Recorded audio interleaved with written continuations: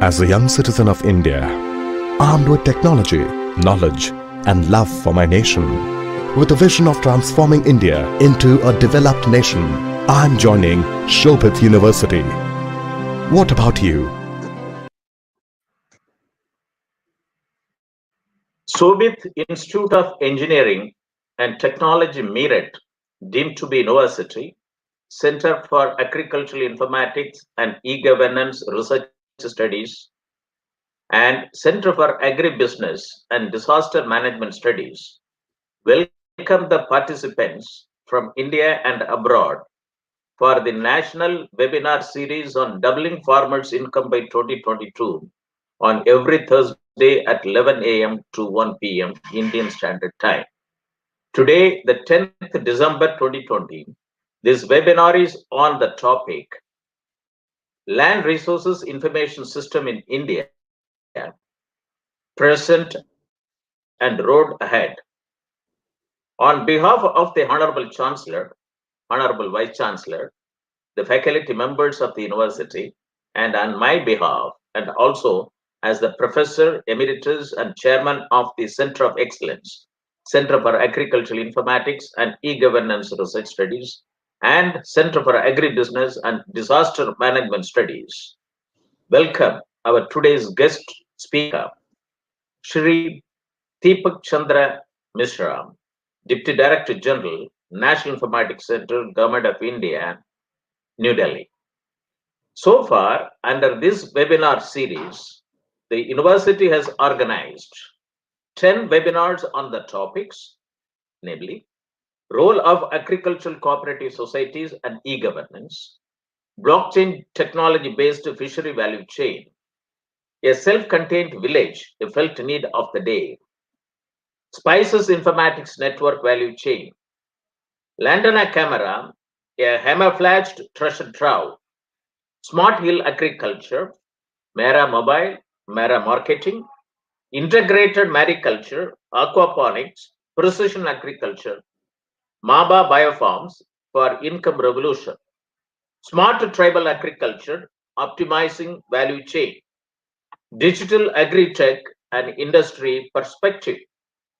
Today is the 11th edition of this national webinar series, which will be addressed by the distinguished technocrat of the country, Shri Deepak Chandra Mishra. We'll have the talk on the topic Land Resources Information System in India, Present and Road Ahead. ICT-enabled farm-centric agricultural services. Indian agriculture confronts with its sheer complexity, inadequate factors of production, weather and uncertainties, multiplicity of schemes, and multiplicity of institutions at farm level. Indian farming community comprises of about 14 crore farmers, of which 85% of the farmers have small and marginal size operational holding. Agriculture services such as agricultural advisories, financial services, agriculture marketing, risk transfer are required for the entire agriculture commodity value system of the farmer. Farmer needs timely, location-specific, and personalized information for effective control on their production, risk, and then market their produce to identified market opportunities. This requires a robust national database on farmers with their assets and prevailing agrarian distress at the grassroots level.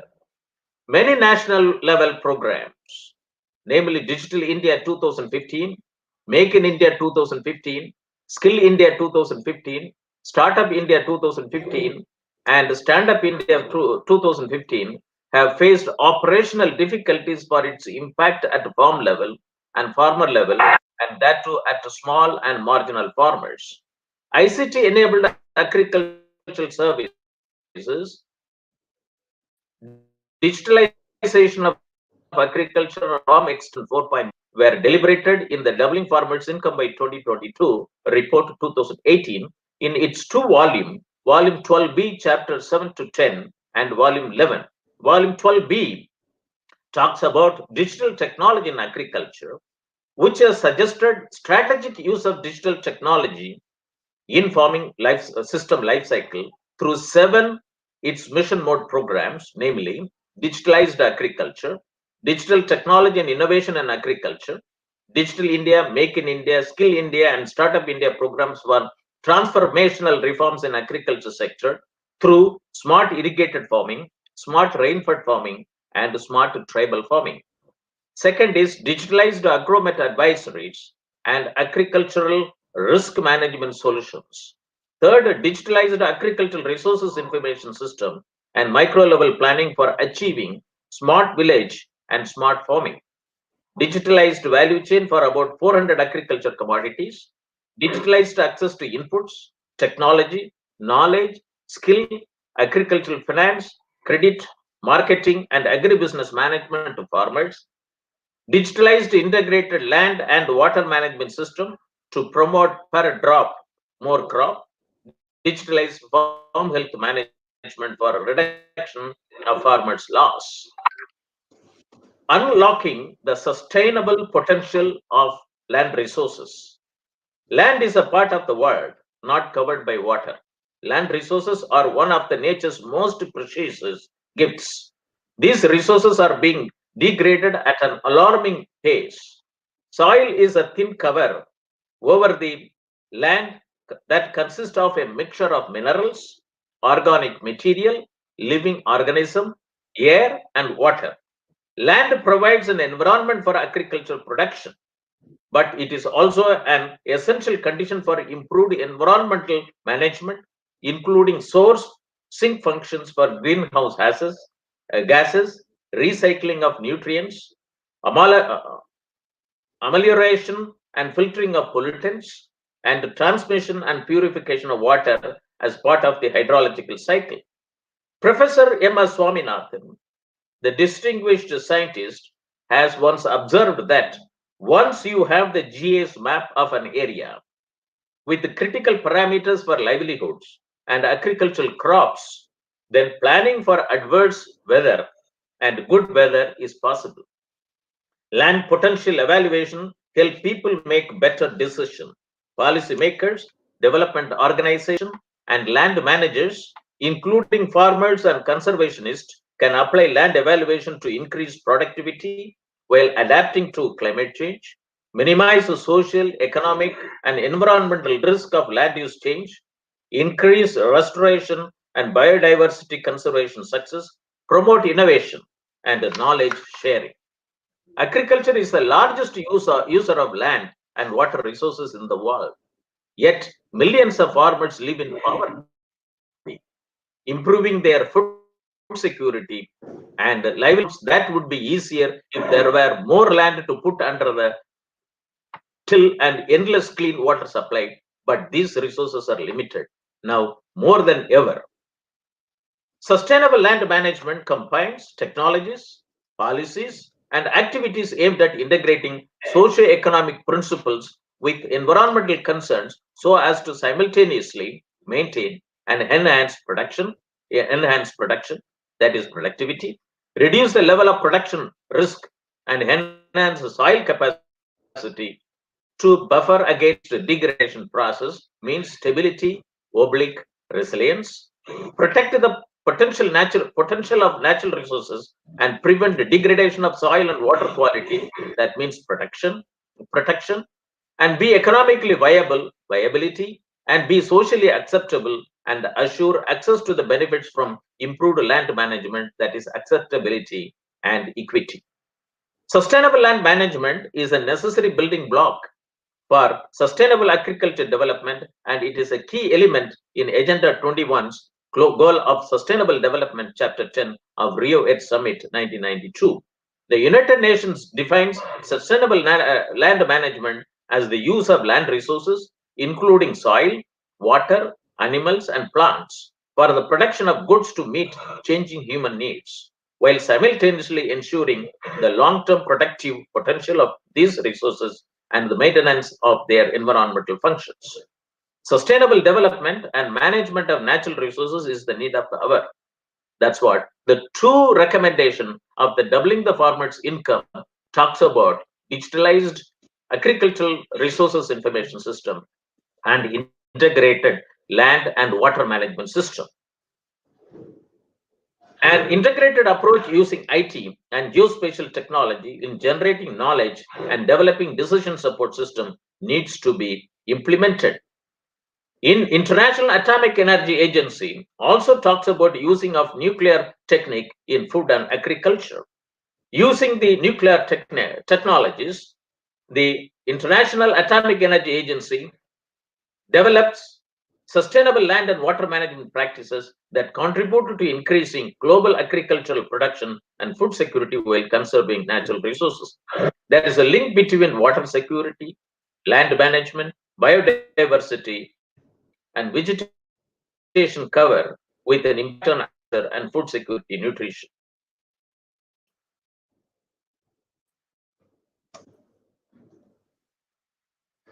Overreaching beyond Vijendra, all agricultural farms in the country to produce per drop more crop, thus bringing much desired rural prosperity.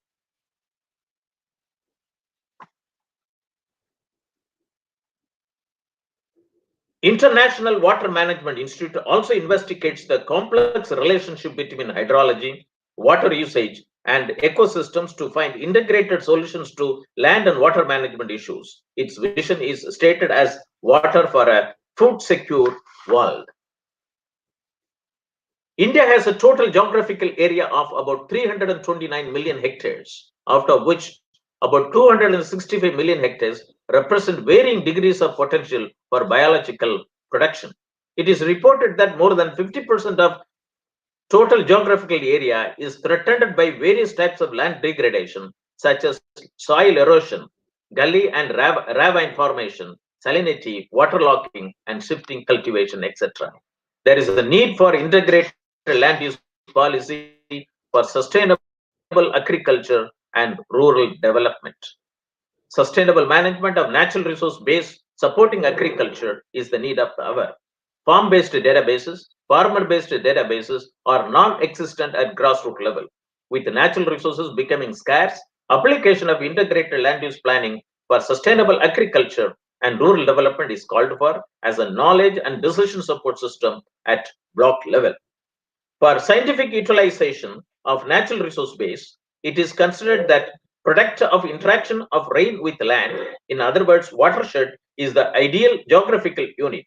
Each watershed contains a complex mixture of soil types, landscapes, climatic regimes, land use characteristic, and agriculture system, and can be subdivided into agro-eco region having similar soil types, landscapes, climatic regime, crop and animal productivity, and hydrological characteristic.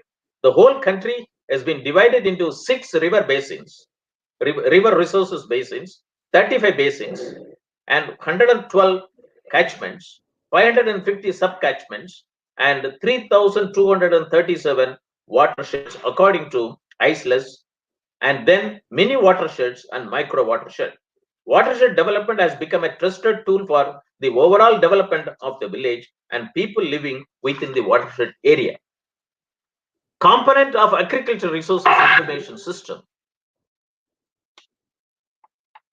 Land records data, water resources data, soil resources data, climate resources data, capital resources data, environment data, plant resources data, animal resources data, fisheries resources data, application of remote sensing and GIS technology, socio-economic and statistical technology data, and infrastructure data. Mission document of National Mission on Sustainable Agriculture 2009 have recommended database development projects, Agriculture Resources Information System, agris.nic.in, and Soil Resources Information System using template available in disnic.gov.in for operationalization during 2012 and 2017. NIC and ICAR are the main agencies recommended to develop necessary databases and decision support systems. Land resources. In India, land is a state subject and land acquisition is in the concurrent list. Vision of the Department of Land Resources, among the others, is to develop an appropriate integrated land information system, information management system, which will inter alia improve real-time information on land, optimize use of land resources, and assist in policy planning, with one of its objective as to support the state and union territories for implementation of Digital Land Records Modernization Program DLRMP, with the aim to achieve a comprehensive land governance system known as Integrated Land Management System. Digital India Land Records Modernization Program has three major components: computerization of land record, survey, resurvey, and computerization of registration. Computerization of land records, different software models and versions, Tara, Dharti, Daritri, Bhumi, Bunia, Kar, Bulek, Bubu Abilek, and Haryana Agricultural Land Resources Information System, etc., were undertaken through 100% grant in aid scheme of the central government since 1988-89, has been revamped through the National Land Records Modernization Program during August 2008 and included as a mission mode project of national e-governance of the central government. The Land Record Modernization project launched in August 2008 and likely to be completed in 2016, was envisaged with a core GIS component, village level cadastral map through satellite imagery, GIS platform based on integration of data, spatial data, Survey of India, Forest Survey of India maps, and revenue records data. That means land records and registration. And with appropriate legal changes, amendments to Registration Act 1908 and State Stamp Act 1899 and Modern Law for conclusive titling. Let us now turn to today's talk by Sri Deepak Chandra Mishra on the topic Land Resources Information System in India, Present and Road Ahead. And I would like to introduce Sri Deepak Chandra Mishra to the audience participating from India and abroad. Mr. Deepak Chandra Mishra, we welcome you to this national webinar on doubling farmers' income by 2022. Shri Deepak Chandra Mishra is the Deputy Director General, Scientist G of National Informatics Center, Ministry of Electronics, Information and Information Technology, MeitY, Government of India, New Delhi. He joined the services as the system analyst in 1986 in NIC and has risen to the level of Deputy Director General through his dedicated services. And he is the Deputy Director General since 2012. Shri Deepak Chandra Mishra is the head of group, which includes, among the others, Rural Development Informatics Division, Panchayat Informatics Division, Computerized Rural Information System Project, and Fertilizer Informatics Division, responsible for promotion and application of e-governance in rural development agencies throughout India, and also in charge of International Cooperation Division of National Informatics Center.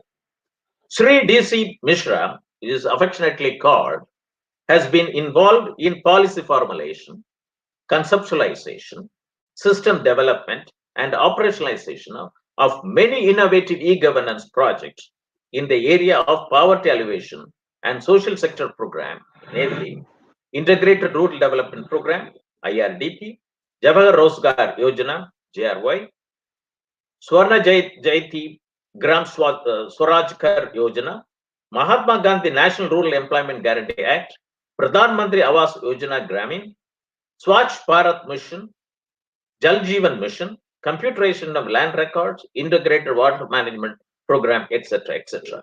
Major project he handled: Enrich, a community software solution framework, particularly useful for rural ICT project.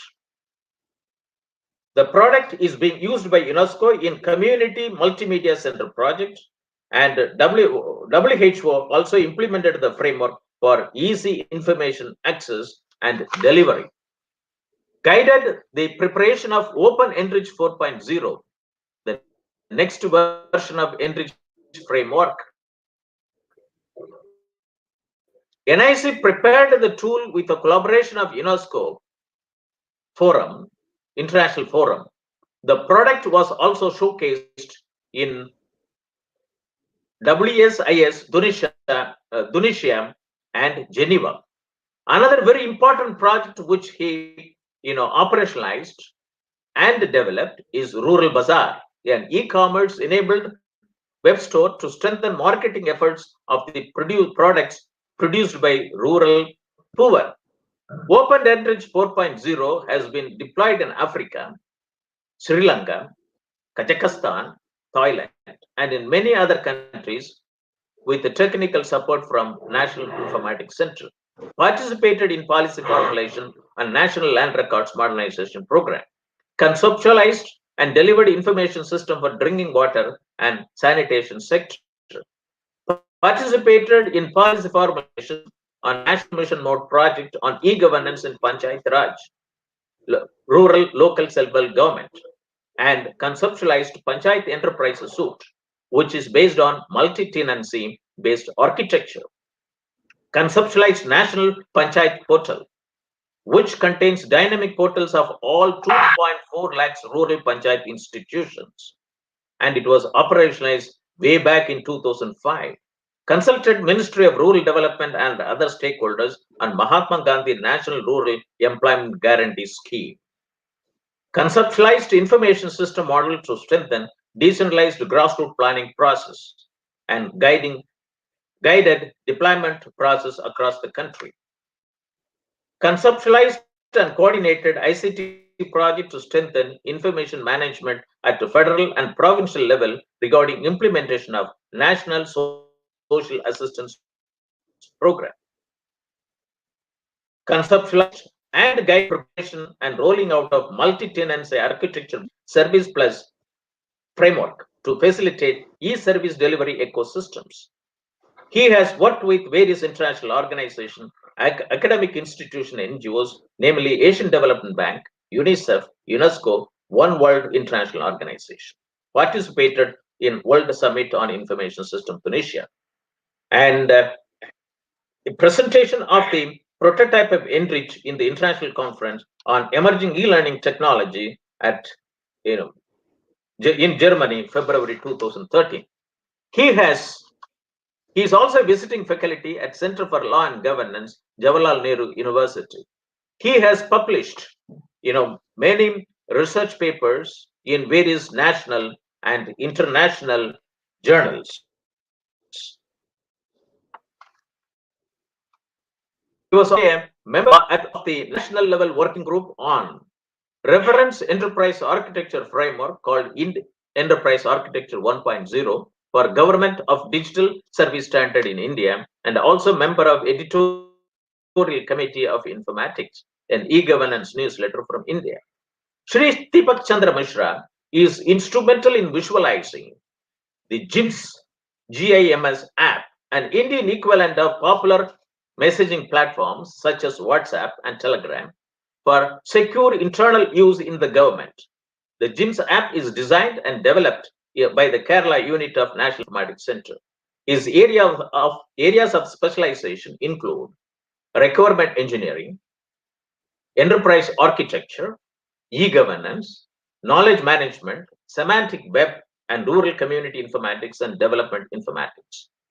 Shri D.C. Mishra did his post-graduation studies, MPhil Computer and System Science from School of Computer and System Sciences, JNU, New Delhi, and MSc Physics from Christ Church College, Kanpur University, Uttar Pradesh.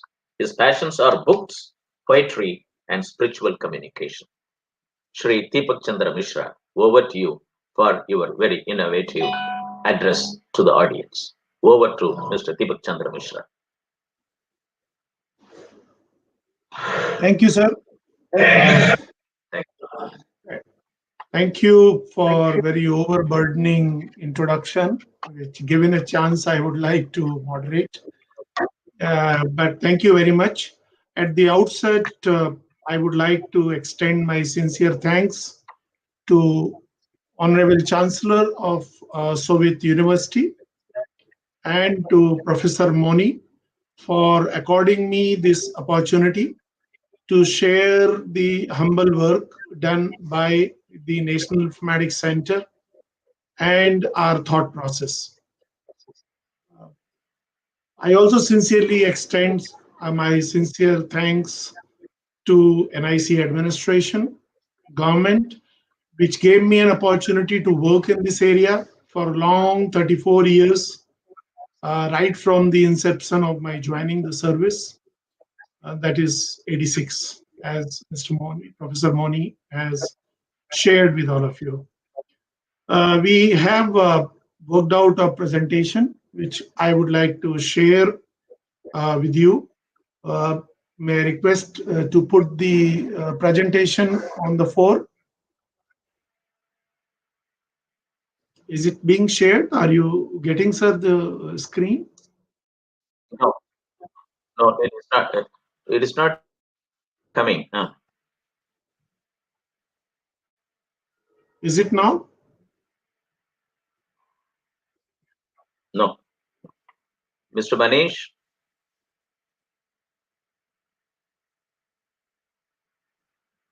Mr. Manish? Sir, please share again, sir. Please share the PPT again. Wait. I'll just do that. Is it coming now? Yes. Okay. Okay.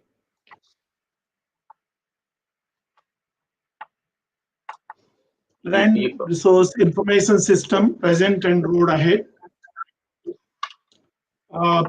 Let's go.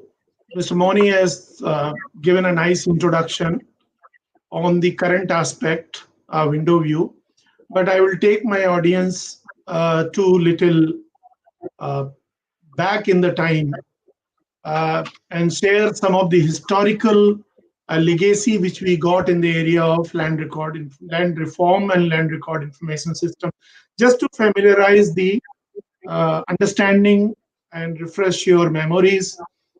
Let us begin with the Bollywood. We have had a social awareness about the land and its social position long back, and some of the prominent national level films, Do Bigha Zameen, Lagan, and some of the regional film also focused on the issue where land played a major transformatory role. Currently, if you look at where do we stand in terms of number, 60%, 60+% area of the agricultural land out of total land in India. This is dated 2016. Just to set the background, I'm sharing some of this. So 60%, that's why we say we are primarily agriculture driven country. Total land holding in India is roughly 12.6 crores. I'm sorry for international audience. I just took the Indian units. 86% are owned by the small and marginal land holding, that's less than 2 hectares. And the number of small and marginal farmer is 12.4 crore. 15 crore are farmer who directly own the land and use it for farming. So what is the agenda of talk today? We'll talk how did the land record evolve in the country, and then coming to the present in the context of e-governance and way ahead. So if you look at from the government point of view, sustainable improvement in productivity, livelihood, income, as Professor Moni has very well articulated, in context of doubling farmers' income by 2022. And in order to do so, we need to have integrated land information management system. When we say integrated, it covers 360-degree, all aspects, so that maximum, optimum advantage can be drawn out of the land resources. If you look at the evolution of land record system in the country, pre-independence, we had different kind of systems during Mughal period, Rayatwari, Mahalwari, Zamindari system, and subsequently they were modified by East India Company during their 200 and odd years rule. Post-independent, when we began our journey as a free India, we went for agrarian reforms, 1951, I suppose. And thereafter, the plan periods, different planning periods involved a lot of envisioning. And finally, in 80s, we came to the concrete idea of that we must have land record information system, and subsequent growth as clear in the picture. I won't read everything. But there are critical junctures which came into being in terms of intervention by Department of Land Resource, in terms of CLR, in terms of NRLMP, National Land Record Modernization Program, Computerization Land Record, and Digital India Land Record Modernization Program. If you look at the pre-independence glimpses, the Mughals, at that point of time, basic taxation source was land, because industries were hardly there, and whatever was there in terms of rural artisans. So they primarily assigned this role to zamindars of collecting land revenue under different systems. They were zamindari systems, and primarily, dominantly. And subsequently, East India Company came, and the agricultural structure underwent a fundamental change. And the East India Company purchased the right to receive, to collect land revenue directly, obviating the need of zamindari system to begin with, and they came to be known as Rayatwari system, 18th century Mahalwari system subsequently, and they had their own the plus and minus areas, and sometimes they were in the limited areas of Madras and Mumbai, residency areas, Kurg provinces, Assam. So these are the systems which were practiced. The key component of their taxation system, zamindars were made proprietor of land in exchange for the payment of land revenue. That was the fundamental. And it is zamindari who used to get the taxes from the rayats, farmers. Now, obviously, the British East India Company had certain things in mind, and they wanted to extract the value as much as possible. And that led to rise in taxes on agriculture produce. Cash payment was forced upon. And if the farmers are not paying, penalty, bonded labor. And by the time of independence, 7% of villagers owned 75%. And that gave rise to, because of zamindari system, most of the landowners were zamindar, and they were owning 75% of agricultural land, which is phenomenal. Once we became free, the government of India took cognizance that land is a scarce resource, and it must be distributed. It must be shared among maximum population. And so there was a program, there was a concern on that. So secure access to land for poor and landless, because if 7% people are owning it, it cannot lead to the prosperity in the country, which led to the abolition of zamindari and middlemen as a revenue collectors. I mean, by the way, some of you may be aware, but others may not. The district collector word is inherited from the East India Company days, when the collector means collect the revenue. That's how the post name came to be, and which was also changed subsequently as a district magistrate, the holder of law and order. Sealing of surplus land. So Government of India also put the limit on the maximum land owned by any individual. There are cases where people who are the owner do not till their land, and they lease it to other person who is not owner. And there were practices which were being done in different part of the country, known as Tenancy Reform. So some reforms were brought in there. A regulation of ownership, leasing, sales, inheritance of multiple dimensions. land is a very technical and dry subject, and you need to pay a lot of attention, and which includes the forest land and tribal land. Now, with this kind of dimension, multi-dimensional scenario, doing information management is very, very challenging. Let me tell you, it is one of the most challenging subject, at least in India, because of its multiple dimensions. As Professor Moni said, it's a state subject, and each state has its own way of managing the land record. They have their own state-driven act, and which reflects the historical legacy they have evolved from. So ownership, mutation, type of land, land use, consolidation, ceiling, distribution of surplus land, tenancy, acquisition, litigation, exemption, Forest Right Act of 2005, and many other issues. It's a huge. So developing integrated land information system is a very challenging assignment entrusted with the Department of Land Resource, and NIC is a technical partner in this journey with the department.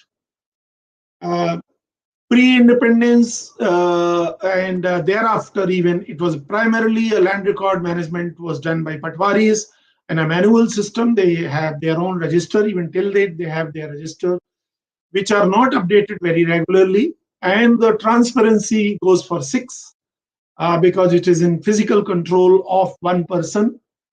And you do not know what editing, what updation is going on there.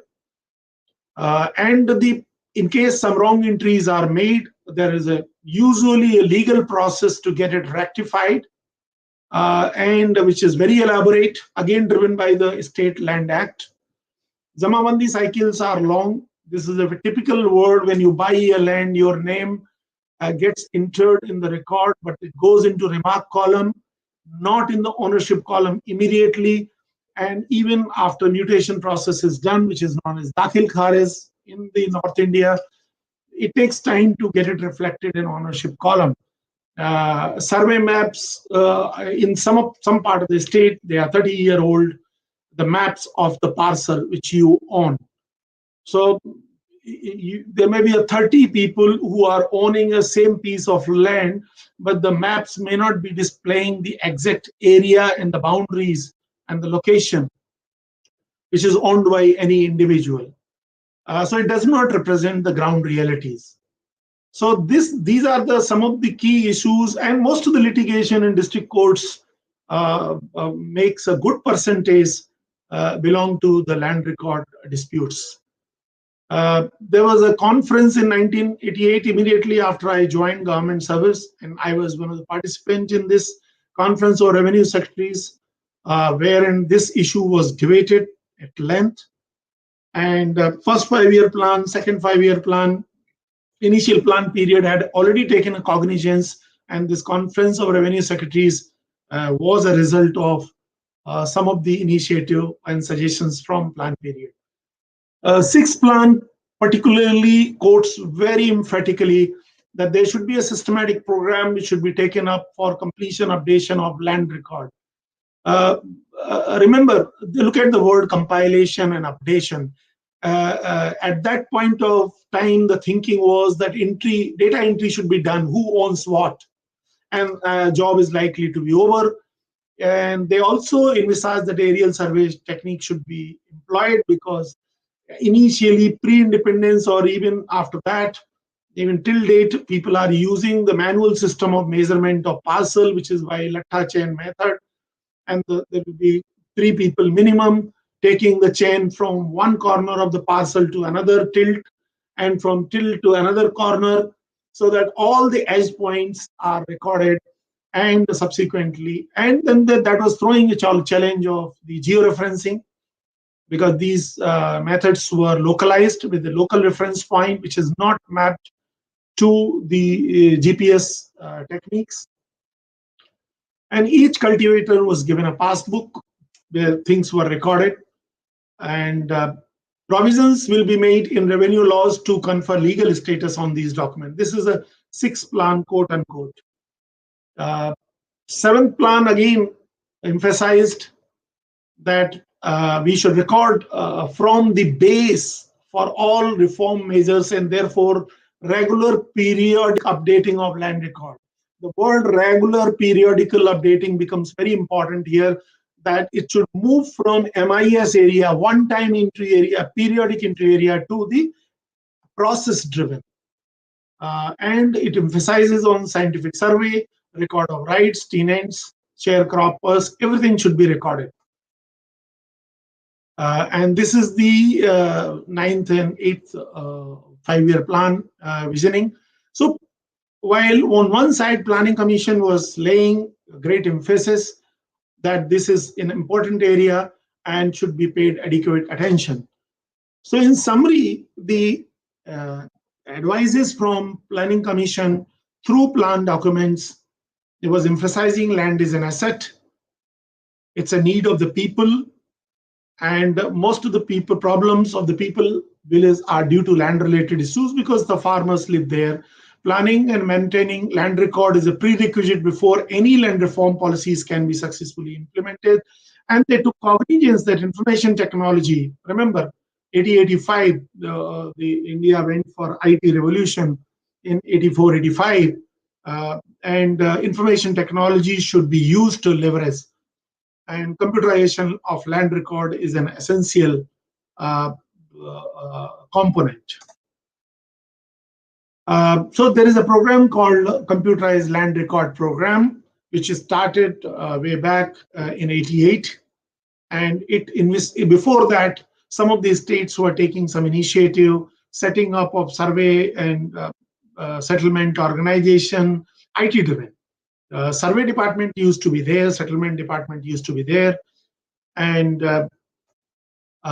in 1988-89, central government came out with the computerization of land record scheme formally, with the objective to make comprehensive scrutiny of land record, make it IT driven, do the data entry, preparation of annual set of records in a mechanized manner, and so that there should be development of databases, information system. It laid the foundation first time. And database, it should be linked with the agricultural census database, the family database with the owner detail. So if you look at the window view, 88-89 pilot projects were taken as a part of this in different states, Morena in Madhya Pradesh, Rangareddy, Mayurbhanj, and other districts in the country. And subsequently, it was extended to 24 districts. Government of India constituted a national level committee for standardization of practice of computerization. So by 92, it was realized that there is too much of diversity in the subject, and the parameter as a part of information system which is being mentioned and initiated has a huge diversity, and the metadata was not a standard. The scheme envisaged that National Informatics Center, my organization, will play an anchor role in steering this program from the technology point of view.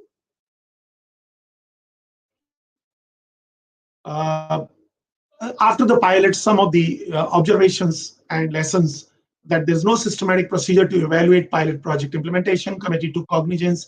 It's very difficult to, in absence of criteria. A lack of standardization was observed on many parameters. It also observed that there cannot be a single software serving across the country because there was a huge variation in the process, in the layouts, forms, ownership detail, tenancy detail, and the state should be deciding what to computerize and what not to computerize. Data entry was becoming eternal, as I said, that everybody was doing data entry because on one side you are doing data entry and the other side you are the mutations are happening, new ownership details are coming, and then again you re-enter the data because it was not processed. So getting an online and offline updated ROR was still a dream. So there was a lack of focused clarity in the CLR from that point of view. And some states were also demanding, some of these advanced state was demanding that we should move to the cadastral map, and we should go for GIS technology. Then there was a pre-committee on pre-NRLMP. It was a beginning of thinking on the expanding the scope of computerization of land records, centrally sponsored scheme of Department of Land Resource, and going for a little more enhanced scope and focused area. Survey settlement, strategy for operation based on the ground realities, funding should go that way. Technologies and how best they could be used. Continuous updating became the mantra, and effective use of modern technology. And then came in 2008 National Land Record Modernization Programs, which was a revamped version of the computerization of land record, but with a high degree of clarity on the governance side as well as technology side. It's a guidelines wherein NIC professionals participated, provided input. I was one among them. And the objective was to develop a modern and comprehensive, transparent land record management system, a step towards conclusive titling, which is a definition under Torrent system. Now, what is a Torrent system? Torrent system, in summary, I'll not go into the detail. It goes by principle of title by registration rather than registration of title. Currently, we are doing registration of title. I bought this land, so the document goes on my name. So it's a document which is registered, right? System does away with the need for proving a chain of title. If I want to buy a land, I need to see the past information on the title, who all people have been owning it, to boost my confidence that yes, this is a chain of title and this person is really the owner of the person who is trying to sell the land to me. There are certain principles under Torrent system, mirror principle. It should reflect the reality. Summary, curtain principle. We need not to go behind. We should not trace back the ownership detail in the behind something which is talked about. Incumbency is one way to see those things. And indemnity principle, provide for compensation of loss caused by private fraud or error. If these three principles are followed on ground, then it is called Torrent system, which was one of the vision under NRLMP that India should move towards this. So computerization of land record was one of the component, including mutation. No more data entry limited. Mutation should become part of the automation process. Map should be digitized and it should be integrated with the attribute data. So there is one database where X person owns this much data. This is a khata number, parcel number, land parcel number, and then there is a map. Both should be linked to each other. Survey, resurvey, government facilitated the funding of survey activities so that the states where the records maps are very old or there was no survey done. There are some parts of the country where there was no survey done in the past and they needed to go for survey process. And registration, it should be linked with the registration process. So when we go to sell our land, we go to sub-registrar office and there is a IGR, property registration department in every state, which manages the registration of document under 1908 Act of Registration of Documents. And there should be GIS. So a new element of survey settlement came into the being and the mutation came into being. So NRLMP took an advanced step ahead in terms. Again, the aspirations was sustainable improvement in productivity. This continues to be, this was there in the plan document also, in the CLR also, and here find the way ILIMS, Integrated Land Information System. Subsequently, and then this was the stage where most of the state went for automation in a big way. In 2016, the further innovative model program of the Digital India Land Record Modernization Program came into being. This was 2016, where again, the ambiguities, some of the ambiguities were removed and the focus were done again. computerization of land record, property registration became a component. It was earlier also. Survey, modern record room, that there was a need now, since most of the artifacts are being automated, the digital record rooms have to be created, because currently the record rooms at Tehsil or district level, they contain the paper volumes where ownership and the historical context of the parcels and the land records are kept. Training and capacity building should be given another emphasis, because all functionaries of the revenue department were recruited 30 years back. And with the introduction of new technology tool in terms of survey, ETS, GPS method, satellite imagery, or low-flying aircraft or a hybrid model, they need to be trained. They need to appreciate the advantage of new technologies and automation included, core GIS.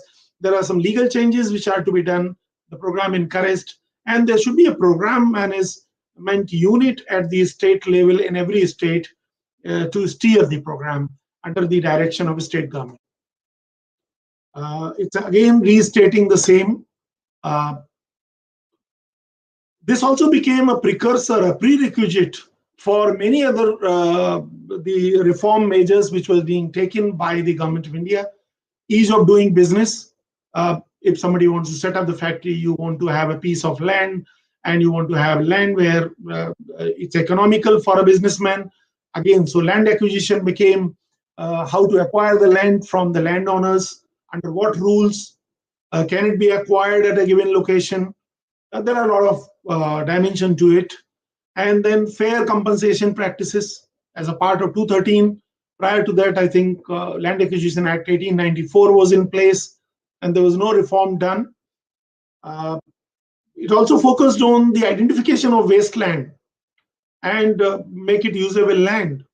And the bank also were brought onto the platform to ensure that digitized or digitally signed computerized land record should be accorded legal value to give a credit support to the support from the bank.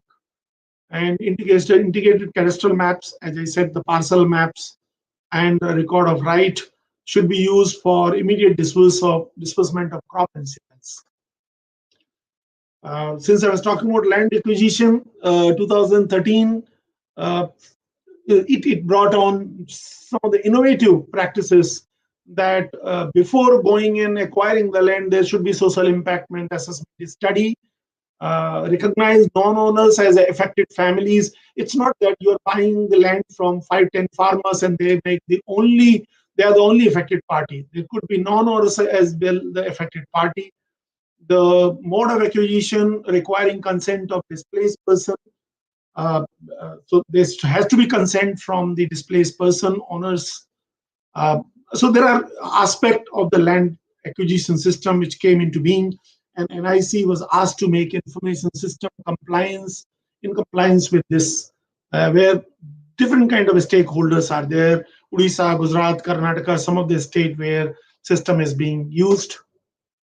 This is a comparison with the old land acquisition system, how things have been changed in the new. It is not 1984, it is 1884.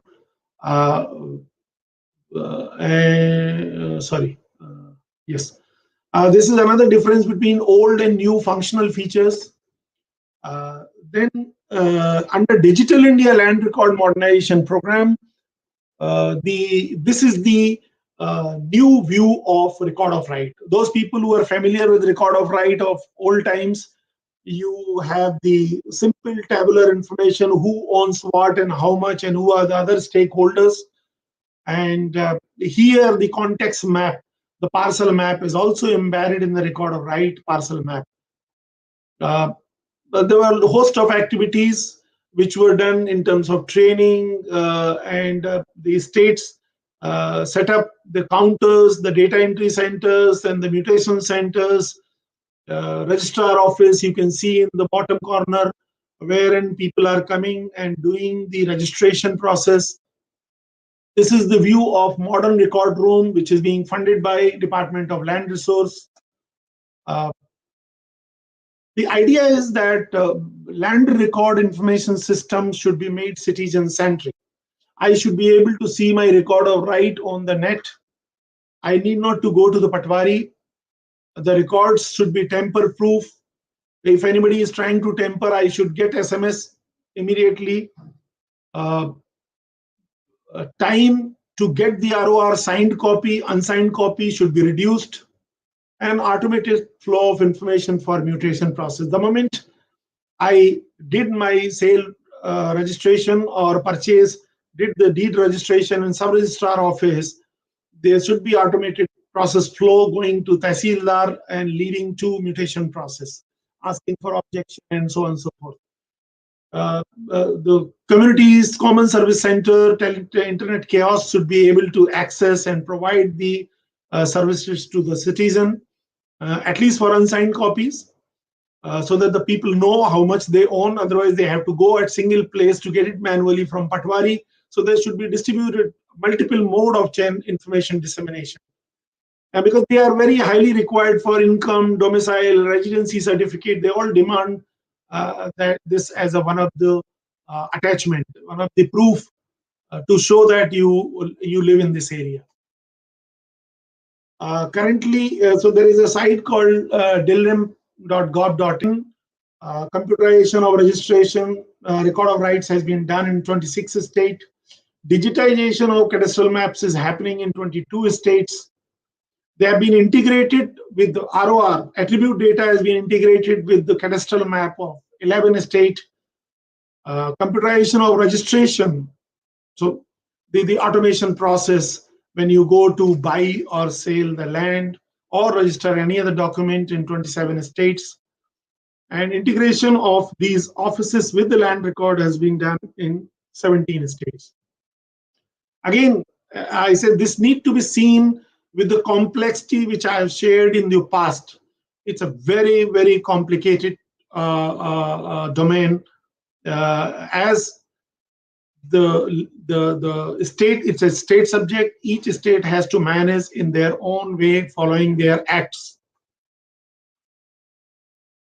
So different e-governance application at national level, you have DILRIM, the dilrim.gov.in. There is a Bhunaksha site which shares the digitization of cadastral maps. There is a revenue court cases management system. Then there is a national generic document registration system, which is popularly known as property registration system in the state, and emergence of integrated land information management system. 29 state LR software. As I said, each state has its own state land management act. Processes are specific to the state because of historical necessities, and reform to them is very, very challenging. So each state has its own software, but they are on internet, most of them.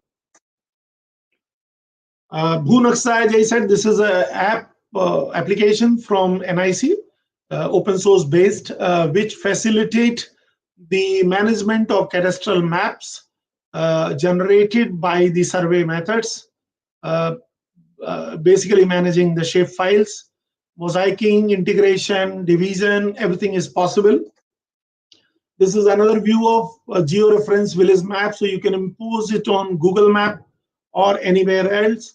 As you are aware, NIC is on a big way through bharatmaps.gov.in, the national GIS platform, and offers various kind of thematic layers and services from Bing, Google, Bhuvan, and the land record also uses the same to manage the cadastral maps. This is another view. You can integrate your parcel data, pixel linking with the attribute data of that state. The ownership details can be shown at a given place the moment you click on that. This is the portal site, dilrim.gov.in. It has a dashboard to get the key pictures from the state. Integrated land information management system would have the bank and other stakeholders, Tahsil, sub-registrar office. Plus, acquisition, revenue quote, the other the component. This is another view of the same statement. So there is a dire need to interlink with the bank, with the revenue quote, with Aadhaar, with the other department are also becoming now a stakeholder, income tax, agriculture, fertilizer. We need to have circle rates so that it can be displayed before you go to sell or purchase your property. You should know circle rates of that area, valuation rates, process, what form need to be filled. So we have the NGDRS software, open source based on the adhering the basic processes of 1908 Act, has been rolled out in 10-11 states. Again, an initiative from the Department of Rural, Department of Land Resources, and other states are on the way to adopt it.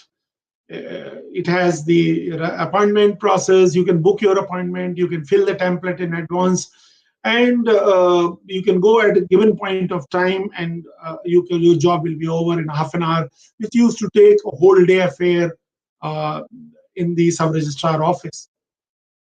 Automatic generation of mutation, mortgage, encumbrance of properties can be seen. This is again bank. Why bank? Because paperless financial credit should go to the farmers. Mortgages, reduce duplication in loan from the same plot. You cannot mortgage the same plot in two different bank or same bank. Once the flag is on, it will be known to the bank authorities that this has been mortgaged already. There are schemes, PM Kisan, fertilizer subsidies, soil health card, health benefit, where the states are linking. These Andhra Pradesh is one of them which has linked with the soil, fertilizer, many states, so on and so forth. The central ministry, including NIC initiative, is to facilitate and regulate. The NIC provides a technological framework to enable these features through NIC state units, and the contribution of DIOs and our state offices are very significant in this regard, under the guidance of Department of Land Resources and the state revenue boards. All these facilitates in less time, and it can be linked, interlinking with Aadhaar, income certificate, caste certificate, domicile certificate. It's also linked with the DigiLocker, where you can keep these documents, signed document, and fetch it on the demand as and when you want. Revenue court case monitoring system, as you know, is a lot of land is under dispute. A lot of court cases keeps happening across the country, especially in North India, because land continues to be the source of income and social position. We are yet to move fully to the service sector economy. So there is a parallel chain of revenue court cases systems where people can go and file the petition on the wrongdoings or for the correction of their records. They need to be automated. So there are states which have taken initiative, and this has a feature of cost list generation, hearing dates, case status. So remotely sitting in a state like bigger state, Madhya Pradesh, Maharashtra, Rajasthan, Uttar Pradesh, Bihar, people need not go to the court.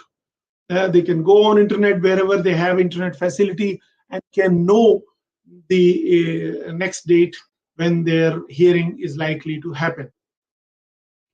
They can download the judgment, a normal procedure. So you can file new cases, allocation of new cases, backlog, editing of case, generation cost list. These are the functionality which is there. And 6 states, Chhattisgarh, Madhya Pradesh, Haryana, Karnataka, Odisha, Uttar Pradesh, have gone ahead, including other states, and their URLs are given there. It's a very, very useful initiative. As I said, under property registration, you can seek the appointment, you can do advanced software application because templates are given there. It's a scalable solution, highly interoperable, facilitates ease of doing business, improving the rank of the India in overall indexing. and there is an integration between registry and the revenue offices. These are some of the salient feature of the NGDRS. I will not repeat, most of them have already been covered.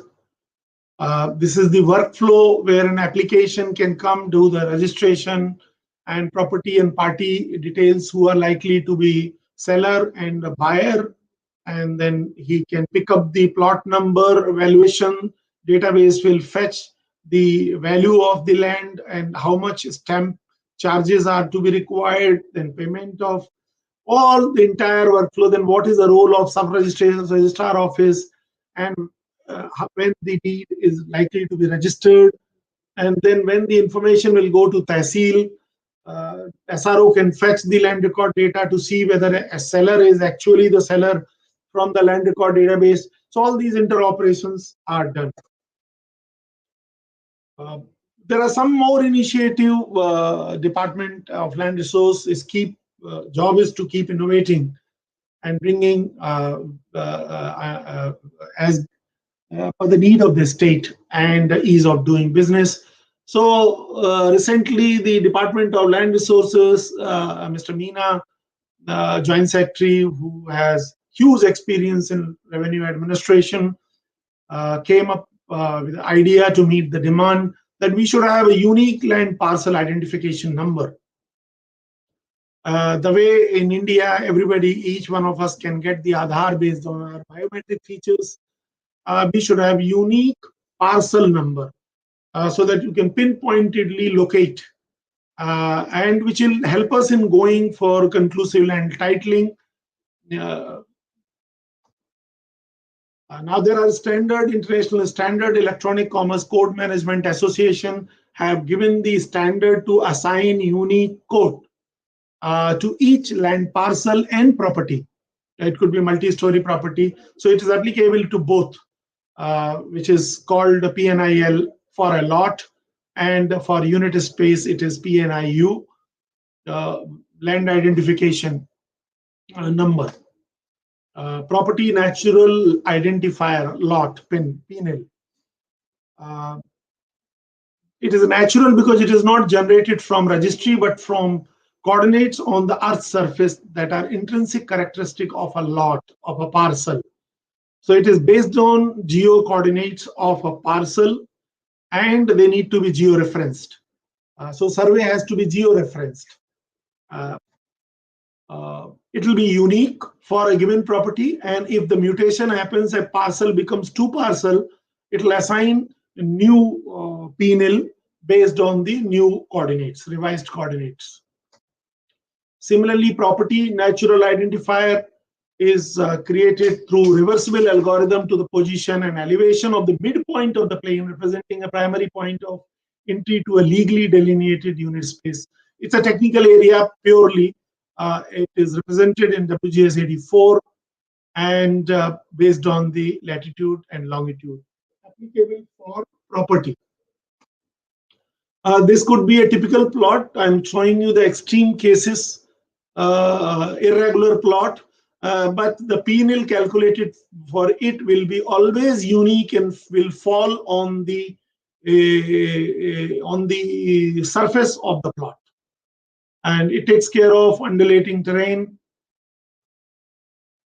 So this is some of the mathematics involved, steps involved in it. If the given interior points are this, so you need to calculate the interior point and then finally calculate the PNIU. And those coordinates are imported, can be imported in Bhunaksha, and we can be imposing it on Bhuvan or any other background image. These are some of the glimpses of some villages of the plots. So why are we going for unique parcel number? It's open, transparent, and it has gone into the security manner. You will appreciate that if we publish the unique parcel number, it could be little insecure also for undemocratic forces to uniquely locate a property. So we are devising ways and means.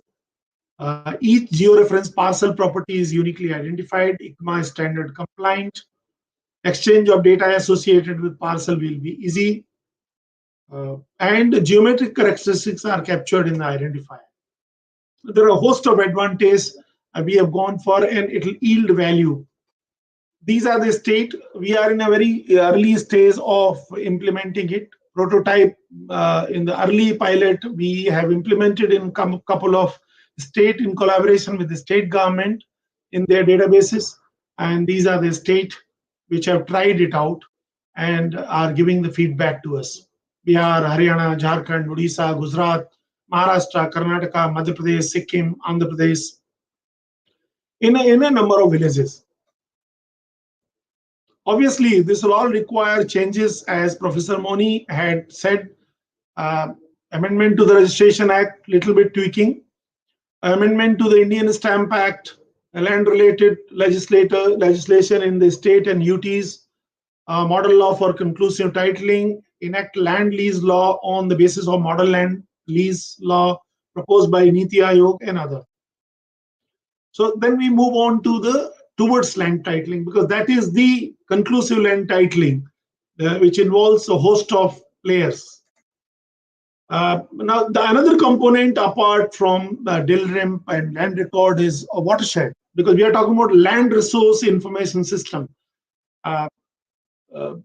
Watershed is a geohydrological unit which drains to a common point or outlet. The program started in 1995 under the coverage of DDP, DPAP, and subsequently Integrated Watershed Development Program. Again, these are the programs were of Department of Land Resources, and Integrated Watershed Management Program came in 2009 to 15, revised program with a Haryali, and 2015 it was amalgamated as a part of watershed development component of Pradhan Mantri Krishi Sinchai Yojana, PMKSY. It has its own structure. Cluster approach is taken. Size of project is about 5,000.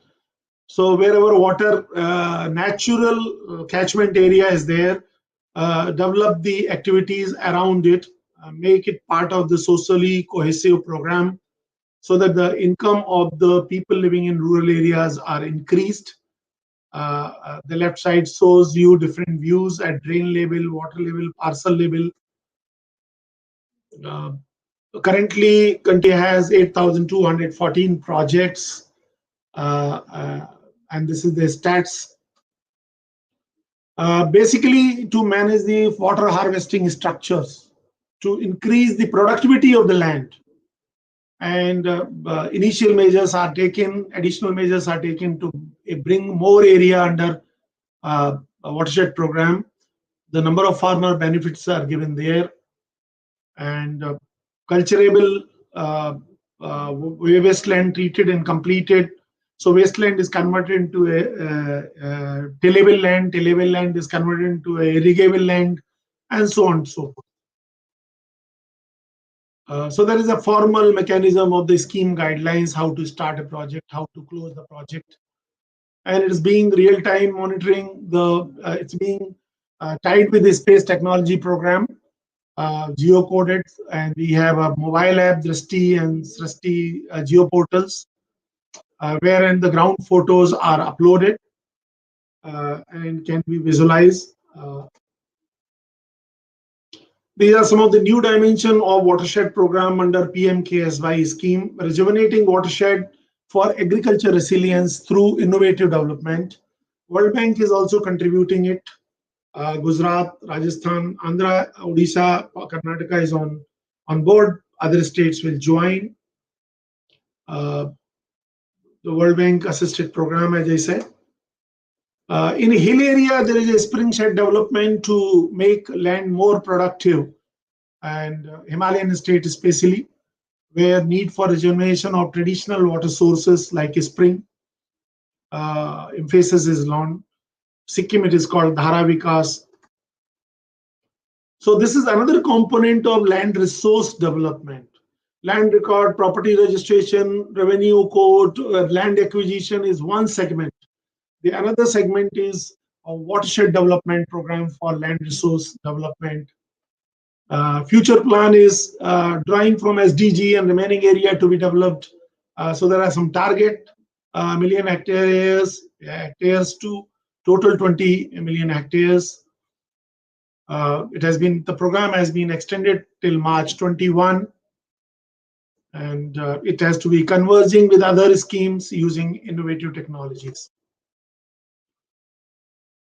There are states, as I said, that these areas, these subjects are basically state subject, and a lot of land is Board of Revenue is a key department dealing with the land related matters, but they are not the only one.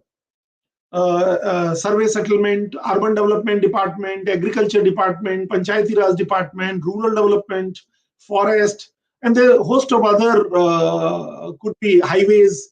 There are other important stakeholders in land value, and they have their own programs with which the land record need to get conversed. One of the states which did remarkable work in this area was Andhra Pradesh. Under Bhuseva Land Up program, they integrated 6 departments and their services with the land record database and offered the services. Various kind of services were including the record of rights, land corrosion, land usage, mutation, etc. NIC has been partner in all these projects. Our NIC Andhra Pradesh played a significant role in conceptualizing, developing, maintaining, and sustaining these Bhuseva project.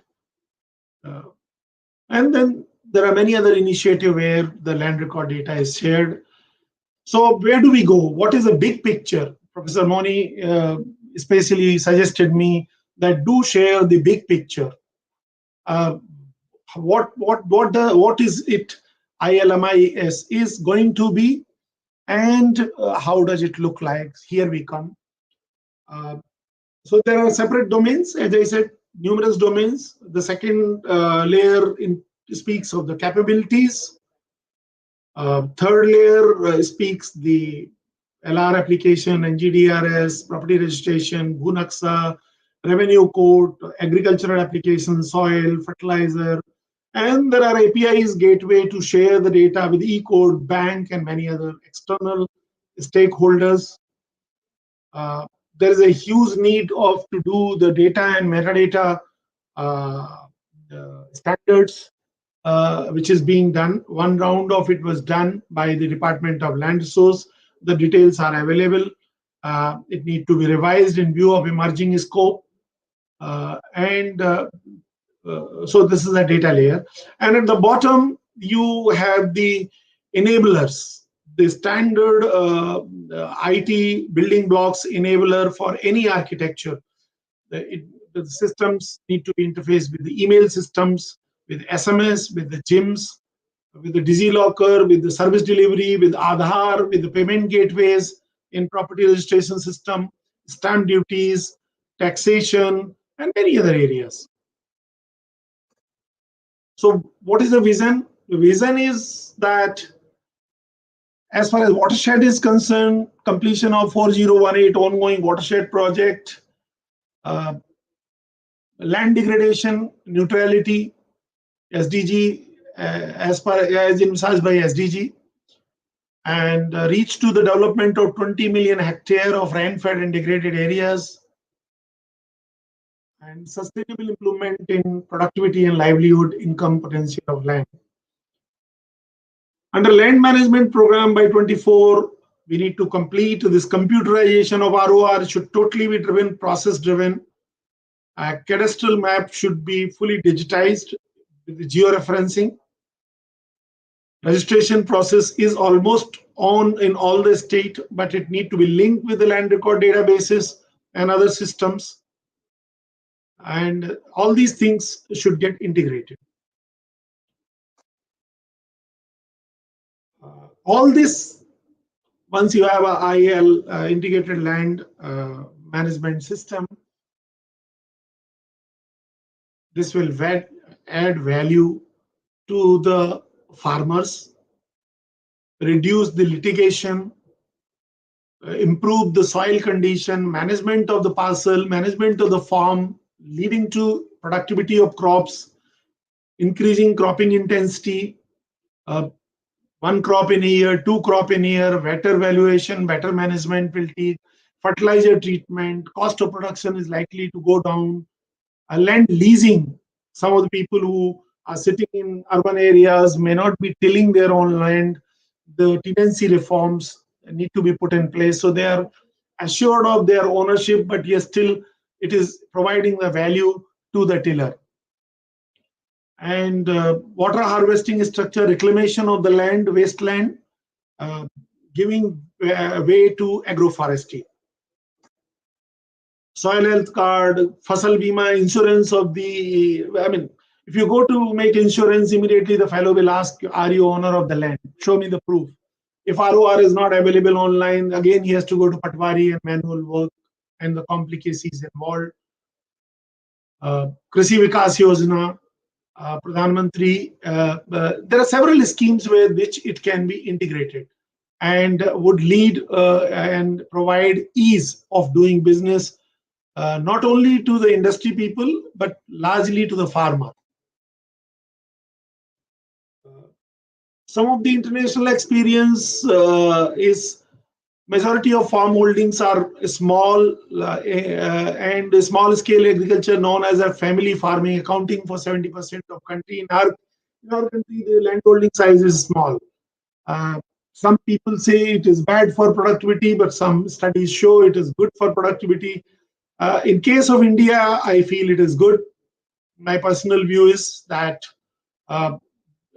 family size should directly relate to the farm size. Policy and the ceiling laws also are described in that view only. Policies tailored to a specific poor farm, rural household, reform in agriculture such as subsidized credit can be linked to regulated market, sugarcane, coffee, cash crops can be promoted. Once you have database online, who is sowing what, who is producing what, there can be more expected. The entire value chain of the agricultural produce, how much is going to be produced, be it a paddy or sugarcane in this area in times to come. Everything, if it is visible, we can have better storage mechanism, better fertilizer system, better irrigation techniques, leading to better productivity and making the credit available to the farmer. This brings an end to the presentation. Professor Moni.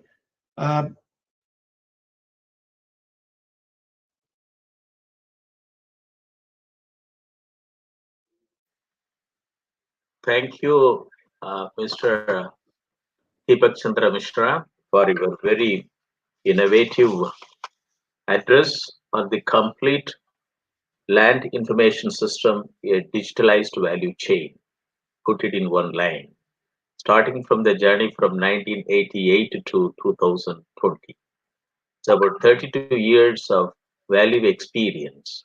You put it in an about 1 hour, 10 minutes talk, a very precisely thought-provoking address to motivate large-scale agriculture graduates and information technology graduates to get into establishing startups to work with natural resource management in the country in a very effective manner. And you have given almost all input with respect to land as a commodity. And land activity is an economic activity which has to stand in the court of law. And you have explained all aspects and features of the land as a commodity and an economic activity, and you have brought it in the value system. Thank you very much. Before I come for the vote of thanks, I would like to invite the Honorable Chancellor to give his valedictory address. Please wait.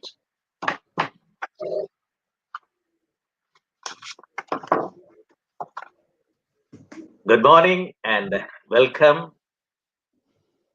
to the Honorable Chancellor, Kunwar Vijendra, Shobhit University.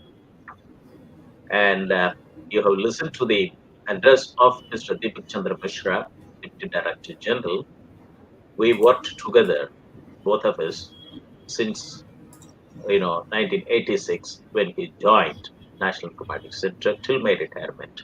I joined in 78 and retired in 2013. He joined in 86 and is still on the service. I'm very happy to have his address, very effectively, and he brought a very good value chain. And if the country has to progress, and as what Mahatma Gandhi said it, that the road for national development goes through the village. Village means land, development, land, progress. And he very effectively said it as a land as a value chain. And I'm very happy that he has done a great job today. And I would like to introduce the Honorable Chancellor to the audience. Shri Kunwar Shekhar Vijendra is the co-founder and Chancellor of Shobhit Institute of Engineering and Technology, Meerut, a NAC accredited and deemed to be innovative. He is a prominent social entrepreneur based in New Delhi and carries leadership role in many organizations. He has been nominated as the co-chairman of National Council on Education of Assocham, the oldest apex chamber of commerce in India for the year 2021. Sri Kanwar Shekhar Vijendra is a persistent advocate of initiatives for education for all, secular values, crisis management through diplomatic and peaceful ways, and globalized system of learning and harmonious coexistence. He has been instrumental in the development of a number of higher education institutes in North India, including two universities, many research centers, and Medical College, and College of Naturopathy, and Yogic Science, and a 100-bed eyes hospital. He is also instrumental in establishing four centers of excellence, namely Center for Agricultural Informatics and E-Governance Research Studies, Center for Agribusiness and Disaster Management Studies, Center for Informatic Development Solutions and Applications, and Center for Industry 4.0 Technology Studies and Applications, on which I am the professor and I have been associated as a professor emeritus and chairman of these four centers of excellence to drive technology with which has got about four centers of such nature of excellence in the country. He is very actively involved with a number of social organizations. Acknowledging his contribution in the areas of education and other concerns, he has been copiously honored and awarded. He has traveled widely in India and abroad to the countries like USA, UK, Germany, Australia, Russia, China, South Korea, Vietnam, Mongolia, United Arab Emirates, Mauritius, Rwanda, Uganda, and Croatia, etc., to participate in various professional, social, and educational activities. Shri Kanwar Shekhar Vijendra is a passionate Gandhian, avid reader, keen learner, social speaker, and occasional poet and a dreamer. Over to the Honorable Chancellor, Shri Kanwar Shekhar Vijendra, for his valedictory address. Thank you very much, Professor Moni. Good afternoon, everybody. On behalf of the university, on behalf of myself, I am thankful to Shri Deepak Chandra Mishra, DDG NIC, for a wonderful presentation today on land resources information systems in India, present and road ahead. I congratulate Professor Moni, the chairman of Center for Agriculture Informatics and E-Governance Research Studies and Center for Agribusiness and Disaster Management Studies of Shobhit University, for initiating and starting a national web series on doubling farmers' income by 2022. I'm happy that this is the 11th edition of this series, and it has not only created a curiosity among the people around and scholars, but it has given a confidence also, yes, it is possible. If I look at the topic of the day, land resource information system in India, In India, natural resources accounting is essential in sustainable agriculture and rural development at a grassroots level. But we all will agree that there is no database available farmer-wise. Farmer and farm are the two entities on which the entire agriculture administrative institution have been established for input and output management and National Agriculture Research System since decades. A land information system gives support to land management by providing information about the land, the resources upon it, and the improvement made to it. Farm-based database and farmer-based database agriculture statistics are non-existent at grassroots levels, with natural resources becoming scarce. Application of integrated land use planning for sustainable agriculture and rural development is called for as a knowledge and decision support system at block level.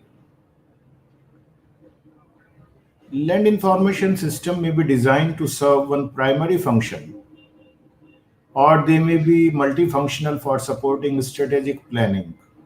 And in agriculture, it is missing. This is very unfortunate.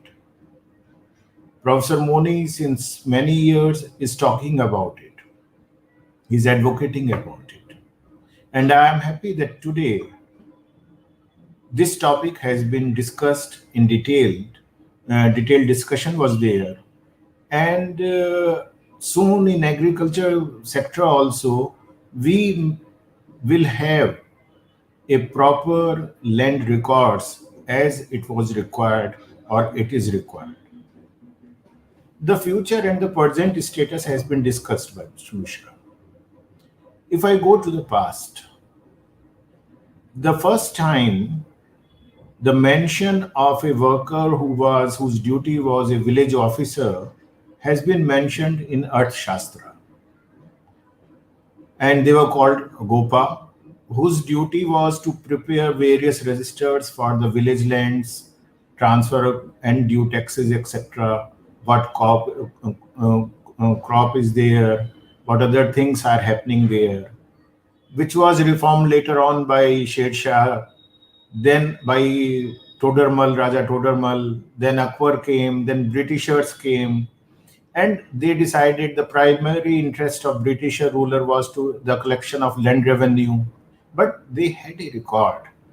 And consequently, the system of land record was organized to serve that purpose. After independence, importance was given to have reliable statistics related to crop, irrigation, and land use so that they could form the basis of land development in the country. And since first 5-year plan, planners have been advocating proper maintenance of land records on the basis of good administration. In second, third, fourth, fifth, in all subsequent plans, we are talking about it. Even at later stage, there was an amendment in the constitution also which mentioned that computerization of land records is an essential step to achieve decentralized planning and effective administration. But if we look at the ground level, is it happening? Unfortunately, no.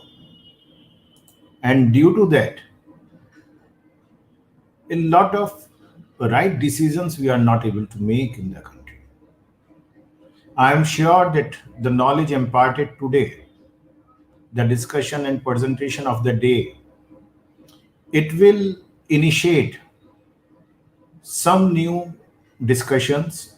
Maybe a project will come, maybe some research studies will start, maybe somebody will start to work ahead on that using all latest technologies, be it AI or whatever new technologies is coming nowadays. And this part of integration and having that information and land records, it will not be left only on the government agencies. There is a scope of a lot of startups, as Professor Moni always mentions, that agriculture ecosystem is having a possibility of having minimum 20 startups in every district. So in this area also some new startups will come, and I am sure that students, young scholars, entrepreneurs, those who are watching today's webinar, those who were benefited by the presentation of Mr. DC Mishra, they will look forward and do necessary attempt to work in this direction. And as always, Shobhit University is more than willing to support all such initiatives, whatever they are, small, big, research oriented, entrepreneurship based, skill enhancement skills, whatever is there, we will be more than happy to do hand holding. So thank you very much, Mr. DC Mishra. It was indeed a pleasure to have you today with us. And this is a very important topic. And I am sure that the recording of today's webinar will reach to the policymakers, and we will ensure that. And they will learn something from the efforts you made in 75 minutes today, and the efforts of our Center of Excellence we are trying to make, that anyhow, by all means, by all ways, we have to ensure that our farmers have sufficient income, and we can at least double their income in coming years soon. And this is very important indeed. If we look at today's scenario, if we look what farmers are doing, how they are suffering, there are challenges because integration of technology, integration of data and information and knowledge is not there in farming yet. And one more request I will like to make to everybody, those who are listening to us, watching to us, please say thank you to farmers every day whenever you have food. Because if you will learn this habit of gratitude, of saying thank you to them, then you will start appreciating and doing something for them to ensure that they live the way they deserve. Thank you very much, Professor Moni. Thank you, Mr. DC Mishra, for your wonderful talk today. We are looking forward to meet personally and do something together. Thank you very much. Namaste. Thank you, sir. Professor Moni, you are on mute.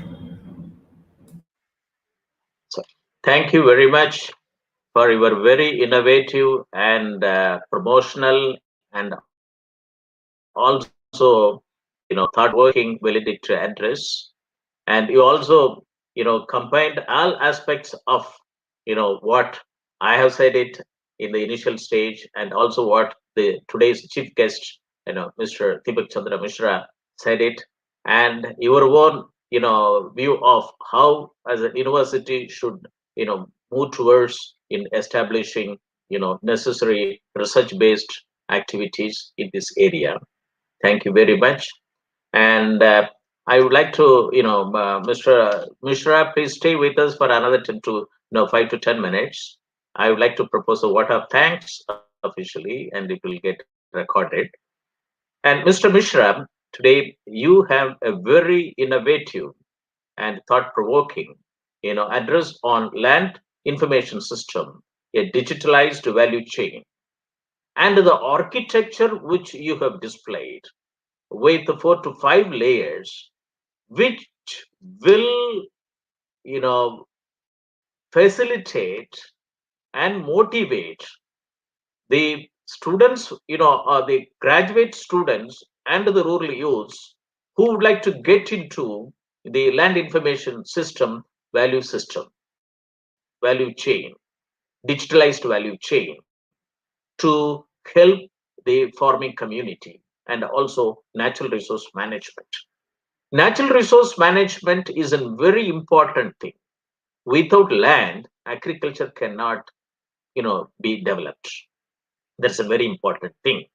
There are, agricultural way of looking at natural resource management, and also, rural development way of looking at natural resource management. Today, you have, done, impacts of both agricultural way of looking at natural resource management and rural development way of looking at natural resource management. You have given a historical perspective and also have been added by what the Honorable Chancellor said it, starting from, the Arthashastra and so on and so forth. And today, the talk is included what has happened in the pre-independence period and the post-independent period. And you also very rightly said that land is a scarce commodity. It's information management is a and lot of opportunities. And today we have seen a 32 years of journey, starting from, manual system of land records to digitalized mode of land records to facilitate ease of doing business.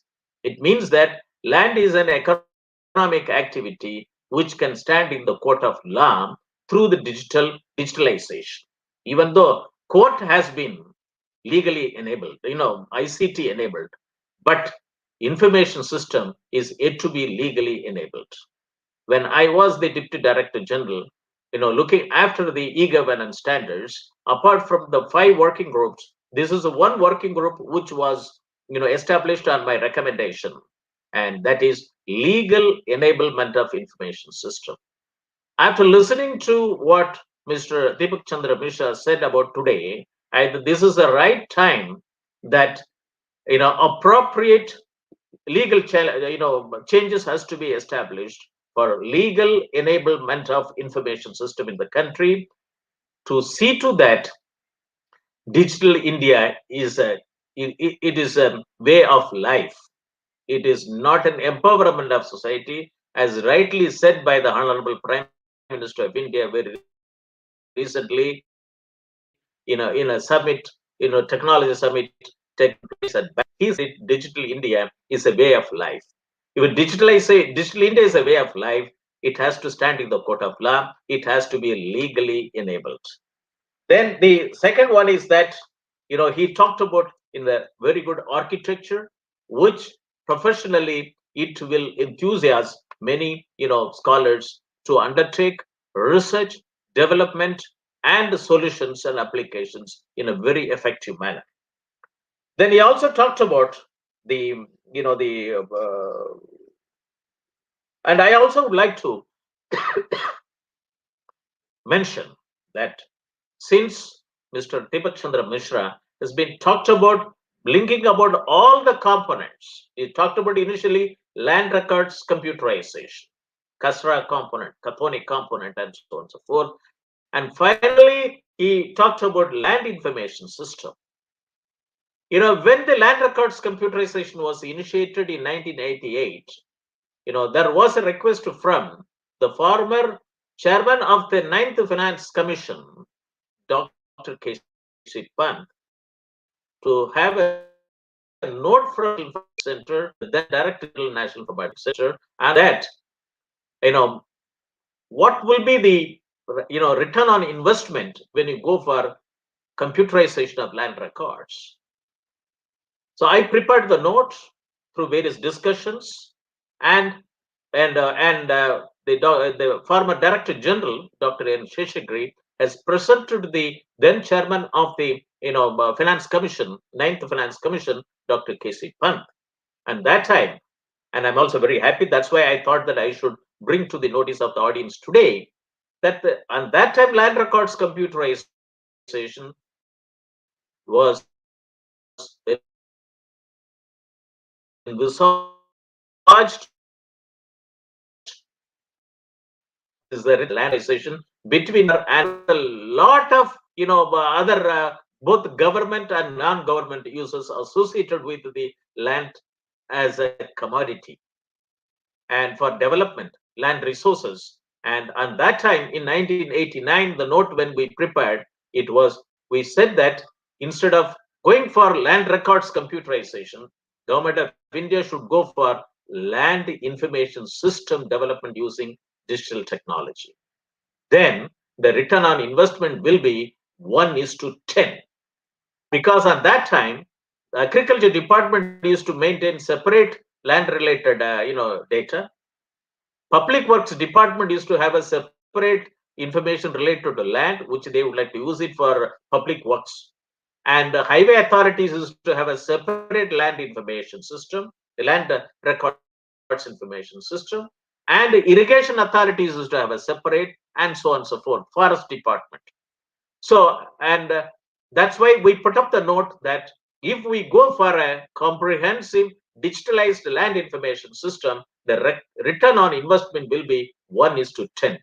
Today, I am very happy to see that after 32 years of our constant work by the government of India through National Informatics Center, which has been involved as a spinal cord in almost all government departments, starting from Department of Land Records and many other federal departments here, and also all the 29 states and union territories and national capital territory of Delhi, that this digitalized land information system has been being achieved or in the progress of achieving it.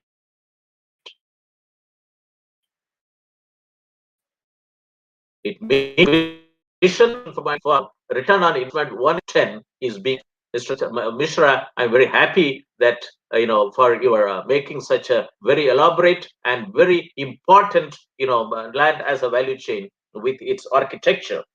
And then also we nicely talked about that areas like various components of the Digital India Land Records Management Program, and also that mobile applications with georeferencing village maps, and also national generic document registration system for integration of property registration, and unique and very important thing that, and he also introduced the new thing which is being being talked about, it is being operationalized, is the unique land parcel identification number, ULPAN. Like you have a GSTN, you have an Aadhaar, and you are also now have a land parcel. With the land parcel and an Aadhaar number and a GSTN, I think land value system is as a value chain is very important. And I used to mention in the 15 informatics network, which we have put it as an informatics blueprint in 1985 in the informatics, ISDA 95 conference as a blueprint for agriculture informatics. And that time it was called LISNet, Land Information System Network, including land records computerization. And then under the support of National Natural Resource Management System of Department of Space, ISRO, the Agricultural Resources Information System Task Force was established. I was the member secretary of the task force, and Dr. Kunwar, who was the principal advisor agriculture, and IAS officer from Haryana cadre, was the chairman. That is another milestone as to have the land system component, land resources component for agricultural resources was visualized.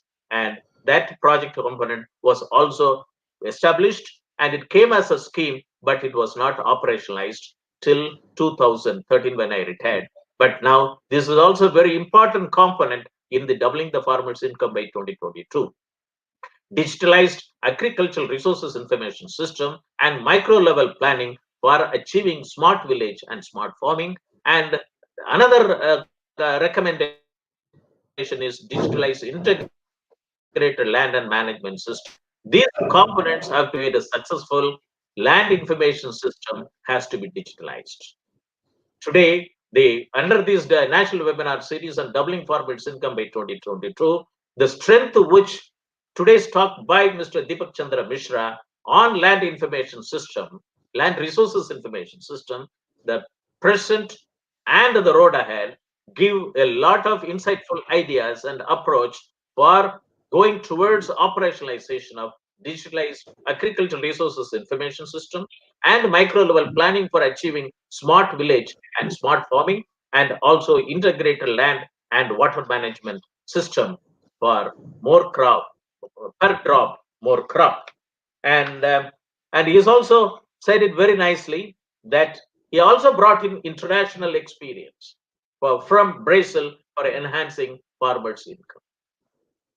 Thank you very much, Mr. Deepak Chandra Mishra, for taking time from your busy schedule to address the audience, the participants from India and abroad on the national webinar series on doubling farmers' income by 2022.